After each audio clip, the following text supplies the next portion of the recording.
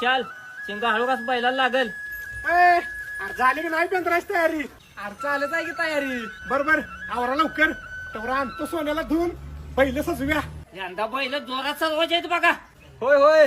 मालक अरे कोण बोललं? मी बोललो मालक, तुमचा सोन्या. सोन्या? अरे तू बोललास? होय मालक, नकोय मला ही बेंद्राची पुरणपोळी, नकोय मला ही सजावट. अरे सोन्या बिंदूर म्हणजे तुमचा सण आहे. हो मालक, नको मला पुरणपोळी, नको मला नवीन दोरी.